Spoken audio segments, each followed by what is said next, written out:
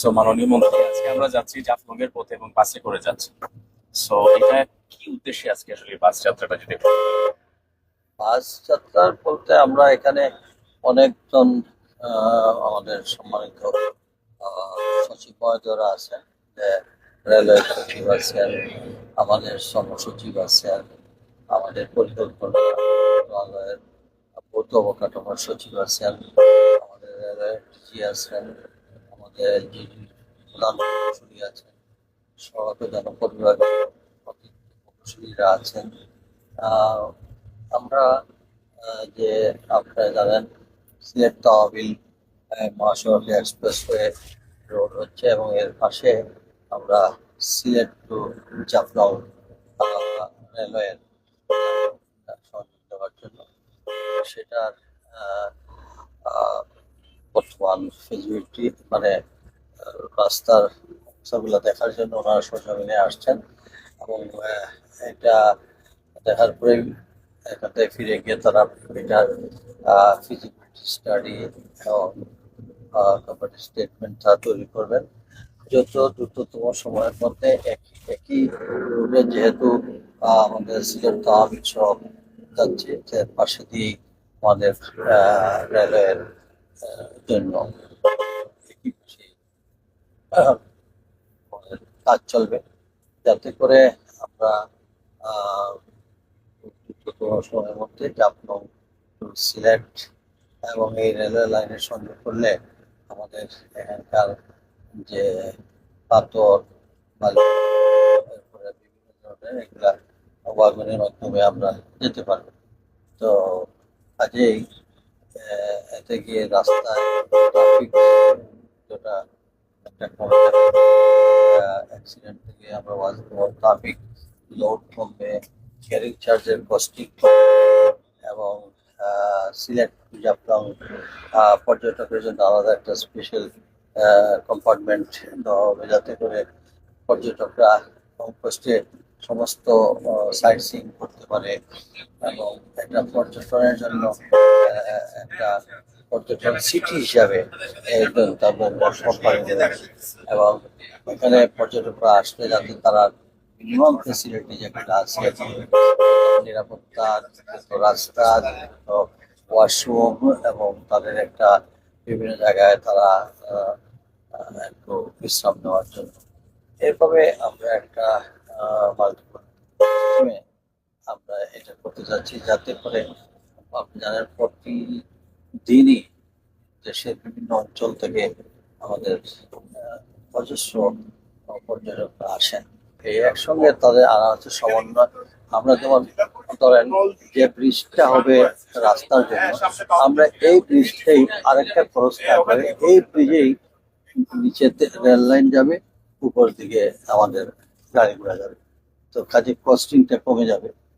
এগুলোই আমাদের আহ ইনশাআল্লাহ। সীমান্ত সড়ক নিয়ে আপনি বলছিলেন যে সীমান্ত জাফলং হয়ে একদম বিছনাকান্দি পর্যন্ত যাবে একটা হ্যাঁ, সড়ক। এই সড়কে এর জন্যই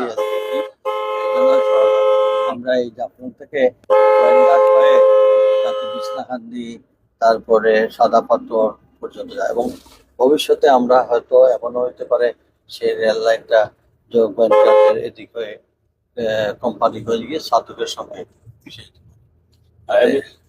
সিলেট টু জাফলং যে আপনি রেলপথের কথা বলছেন, সেটি মোগলা বাজার থেকে শুরু হবে সিলেটের। বাংলাবাজার থেকে এখন পর্যন্ত তাদের যে রেলওয়ের যে এক্সপার্ট তারা সেটাই ইজি ওয়ে শহর থেকে বাইপাস, শহরের ভিতরে এনে তো অনেক ধরনের শহরের বাইপাস হয়েছে। বাসে যাওয়ার অর্থ হলো আমরা অনেকজন অফিসার, প্রত্যেকের গাড়িগুলো এতগুলো গাড়ি নিয়ে আমরা মুভমেন্ট করার চেয়ে একসঙ্গে বসে সিদ্ধান্ত নেওয়াটা আমাদের জন্য ইজি হলে আমাদের রেলেও আমরা একসঙ্গে আসছি চেয়ার খুঁজে এবং একই সঙ্গে আমরা আহ, এই যে বাসে যাচ্ছি আমাদের কমন ডিসকাশন হচ্ছে, সবাই সবার লগে আলোচনা হচ্ছে, এরপরে এতটা যানবাহনের প্রয়োজন লাগে না। আমরা এটা আমাদের মাননীয় প্রধানমন্ত্রী আমাদেরকে এই উদ্যোগ নিয়েছে। উনি উদ্যোক্তা, উনার গাইডলাইন আমরা ফলো করলে দেখা গেছে অনেক সাশ্রয় হয়ে যায় এবং অনেকগুলো কাজ আলোচনা ভিত্তিতে ডিসকাশনে আমরা এগিয়ে যেতে পারি।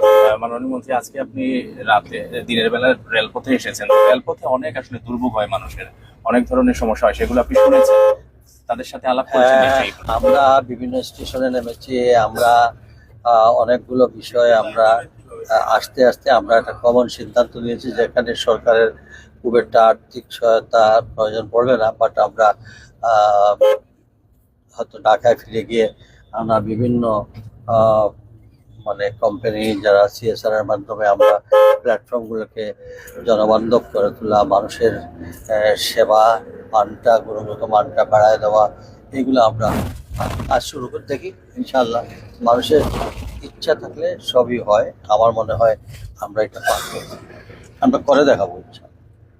সবশেষে মাননীয় মন্ত্রী, একটা বিষয় সবসময় আলোচিত হয় পাথর কোয়ারি নিয়ে, এই বিষয়টা ভালো করে প্রায় একটা সিদ্ধান্তের প্রথমে চলে আসছে। এখন আমরা ওই যে কোর্টের কিছু বিষয় গাইডলাইন আছে, আমরা কোর্টকেও একটা ইনস্ট্রাকশন দিয়েছি। কোর্ট আমাদেরকে একটা গাইডলাইন দেবে যে ওনারা অন্তর্বর্তীকালীন সরকার প্রত্যেকটা পুরো এরিয়াটাকে তারা ওই যে ইকো ইসিআর আওতায় আওতায় নেওয়ার প্রস্তাব দিয়েছেন। তো এটা তো কাজে আমরা এটা থেকে মানে একটাকে জাফলংকে করা হয়েছে, বাকি সবটা আমরা ফ্রি করে আমরা খুব দ্রুততম সমবেতে আমরা উন্মুক্ত করবো। এটা ম্যানুয়ালি হবে। আমি আগে থেকে বলছি সনাতন পদ্ধতিতে হবে, কোনো ধরনের ট্যাঙ্ক বা ওই যে বোমা ফাটিয়ে এগুলো হবে না। এবং আমরা এটা না করলে নদীর গতিপথ পরিবর্তন হয়ে যাচ্ছে।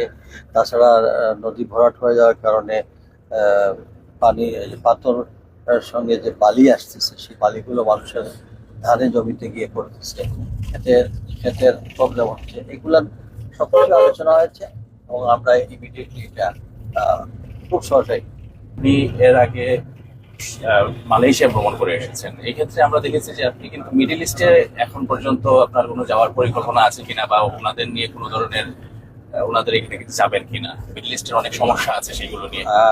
আজকেই তো কালকেও আমাদের মধ্যপ্রাচ্যের বিষয়টা নিয়ে আমাদের পররাষ্ট্র মন্ত্রণালয় এবং আমাদের প্রবাসী কল্যাণ মন্ত্রণালয়ের প্রতিমন্ত্রী নিয়ে মিটিং হয়েছে, এবং আজকে সকালে এই বিষয় নিয়ে মাননীয় প্রধানমন্ত্রী নিজে এটা মিটিং করতেছেন। আমার মনে হয় এটা নিয়ে আমরা খুবই সরকার অত্যন্ত সক্রিয়তার সঙ্গে সেটা ডিপ্লোম্যাটিক চ্যানেলে এগুলাকে যাতে সমাধান করা। আপনি অতি শীঘ্র যাওয়া? আমি অবশ্যই যাব। আমরা মধ্যপ্রাচ্য আমাদের যেমন আমার যাওয়ার কথা আছে মরিশাস, আমার যাওয়ার কথা আছে বাহরাইন, দুবাই, সৌদি আরব।